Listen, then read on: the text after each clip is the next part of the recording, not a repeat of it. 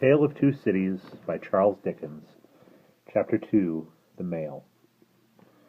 It was the Dover Road that lay on a Friday night, late in November, before the first of the persons with whom this history has business. The Dover Road lay, as to him, beyond the Dover Mail, as it lumbered up Shooter's Hill. He walked uphill in the mire by the side of the mail, as the rest of the passengers did, not because they had the least relish for walking exercise under the circumstances, but because the hill and the harness and the mud and the mail were all so heavy that the horses had 3 times already come to a stop, besides once drawing the coach across the road with the mutinous intent of taking it back to Blackheath. Reins and whip and coachman and guard, however, in combination, had read that article of war which forbade a purpose otherwise strongly in favor of the argument that some brute animals are ended with reason, and the team had capitulated and returned to their duty. With drooping heads and tremulous tails, they mashed their way through the thick mud, floundering and stumbling between whiles, as if they were falling to pieces at the larger joints. As often as the driver rested them and brought them to a stand with a wary "Whoa! So then," the near leader violently shook his head and everything upon it, like an unusually emphatic horse denying that the coach could be got up the hill. Whenever the leader made this rattle, the passengers started, as a nervous passenger might, and was disturbed in mind. There was a steaming mist in all the hollows, and it had roamed in its forlornness up the hill like an evil spirit, seeking rest and finding none, a clammy and intensely cold mist that made its slow way through the air in ripples that visibly followed and overspread one another as the waves of an unwholesome sea might do. It was dense enough to shut out everything from the light of the coach lamps but these its own workings, and in a few yards of road and the reek of the laboring horses steamed into it, as if they had made it all. 2 other passengers, besides the one, were plodding up the hill by the side of the mail. All 3 were wrapped to the cheekbones and over the ears, and wore jack-boots. Not one of the 3 could have said, from anything he saw, what either of the other 2 was like, and each was hidden under almost as many wrappers from the eyes of the mind as from the eyes of the body of his 2 companions.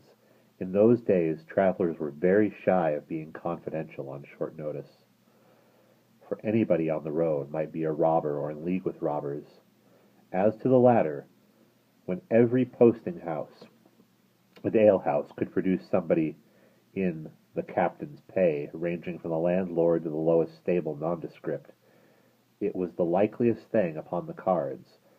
So the guard of the Dover Mail thought to himself that Friday night in November, 1775, lumbering up Shooter's Hill as he stood on his particular perch behind the mail, beating his feet and keeping an eye and a hand on the arm chest before him, where a loaded blunderbuss lay, at the top of 6 or 8 loaded horse pistols deposited on a substratum of cutlasses. The Dover Mail was in its usual genial position that the guards suspected the passengers. The passengers suspected one another and the guard. They all suspected everybody else, and the coachman was sure of nothing but the horses, as to which cattle he could, with a clear conscience, have taken his oath on the 2 testaments that they were not fit for the journey. "Whoa!" said the coachman. "So then, one more pull and you're at the top, and be damned to you, for I have had trouble enough to get you to it. Joe!" "Hola!" the guard replied. "What o'clock do you make it, Joe?" 10 minutes. Good past 11. "My blood!" ejaculated the vexed coachman. "And not atop of Shooters yet. Yeah, get on with you." The emphatic horse, cut short by the whip in a most decided negative, made a scramble for it, and the 3 other horses followed suit. Once more the Dover Mail struggled on, with the jack-boots of its passengers squashing along by its side. They had stopped when the coach stopped, and they kept close company with it. If any one of the three had had the hardihood to propose to another to walk on a little ahead into the mist and darkness, he would have put himself in a fair way of getting shot instantly as a highwayman. The last burst carried the mail to the summit of the hill. The horses stopped to breathe again, and the guard got down to skid the wheel for the descent, and opened the coach door and let the passengers in. "Psst, Joe!" cried the coachman in a warning voice, looking down from his box. "What do you say, Tom?" They both listened. "I say a horse at a canter coming up, Joe." "Ah, I say a horse at a gallop, Tom," returned the guard, leaving his hold of the door and mounting nimbly to his place. "Gentlemen, in the King's name, all of you!" With this hurried adjuration, he cocked his blunderbuss and stood on the offensive. The passenger, booked by his history, was on the coach step, getting in. The two other passengers were close behind him and about to follow. He remained on the step, half in the coach and half out of it. They remained in the road below him. They all looked from the coachman to the guard, and from the guard to the coachman, and listened. The coachman looked back, and the guard looked back, and even the emphatic leader pricked up his ears and looked back without contradicting. The stillness consequent on the cessation of the rumbling and laboring of the coach added to the stillness of the night, and made it very quiet indeed. The panting of the horses communicated a tremulous motion to the coach, as if it were a state of agitation. The hearts of the passengers beat loud enough, perhaps, to be heard, but at any rate, the quick pause was audibly expressive of people out of breath, and holding the breath, and having the pulses quickened by expectation. The sound of a horse at a gallop came fast and furiously up the hill. "So," the guard sang out, as loud as he could roar, "you there, stand! I shall fire!" The pace was suddenly checked, and, with much splashing and floundering, a man's voice called from the mist, "Is that the Dover Mail?" "Never you mind what it is," the guard retorted. "What are you?" "Is that the Dover Mail?" "Why do you want to know?" "I want a passenger if it is." "What passenger?" "Mr. Jarvis Lorry." Our booked passenger showed in a moment that it was his name. The guard, the coachman, and the two other passengers eyed him distrustfully. "Keep where you are," the guard called to the voice in the mist, "because, if I should make a mistake, it could never be set right in your lifetime. Gentlemen of the name of Lorry, answer straight." "What's the matter?" asked the passenger then, with mildly quavering speech. "Who wants me? Is it Jerry?" "I don't like Jerry's voice, if it is Jerry," growled the guard to himself. "He's hoarser than suits me, is Jerry." "Yes, Mr. Lorry." "What's the matter?" "A dispatch sent to you from over yonder, T&Co." "I know this messenger, God," said Mr. Lorry, getting down into the road, assisted from behind more swiftly than politely by the other two passengers, who immediately scrambled into the coach, shut the door, and pulled up the window. "He may come close. There's nothing wrong." "I hope there ain't, but I can't make so nation sure of that," said the guard in a gruff soliloquy. "Hallo, you!"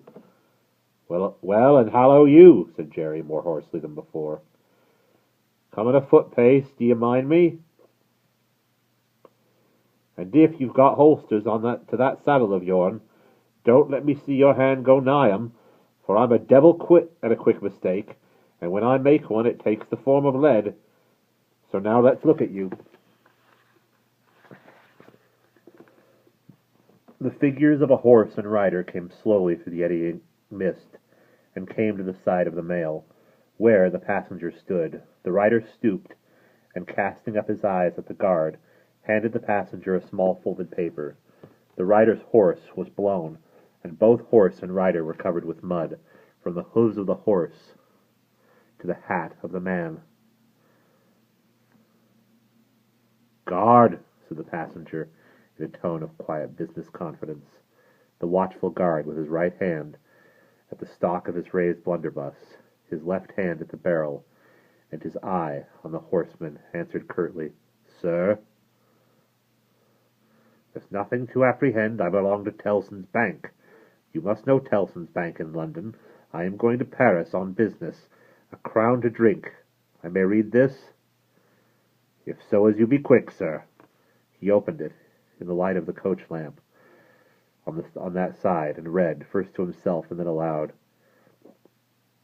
"Wait at the Dover for Mademoiselle. It's not long, you see, guard. Jerry say that my answer was, recalled to life." Jerry stared at his saddle. "That's a blazing strange answer, too," he said, at his horse set. "Take that message back, and they will know that I received this, as well as if I wrote. Make the best of your way. Good night." With those words, the passenger opened the coach door and got in, not at all assisted by his fellow passengers, who had expeditiously secreted their watches and their purses in their boots, and were now making a general pretense of being asleep, with no more definite purpose than to escape the hazard of originating any kind of action. The coach lumbered on again, with heavier wreaths of mist closing round it as it began the descent. The guard soon replaced his blunderbuss in his arm-chest, and, having looked to the rest of its contents, and having looked to the supplementary pistols that he wore in his belt, looked to a smaller chest beneath his seat, in which there were a few smith's tools, a couple of torches, and a tinder-box, for he was furnished with the completeness that if the coach lamps had been blown and stormed out, which did occasionally happen, he had only to shut himself up inside, keep the flint and steel sparks well off the straw, and get a light with a tolerable safety and ease, if he were lucky in 5 minutes. "Tom," softly over the coach roof. "Hello, Joe. Did you hear the message?" "I did, Joe." "What did you make of it, Tom?" "Nothing at all, Joe." That's a coincidence,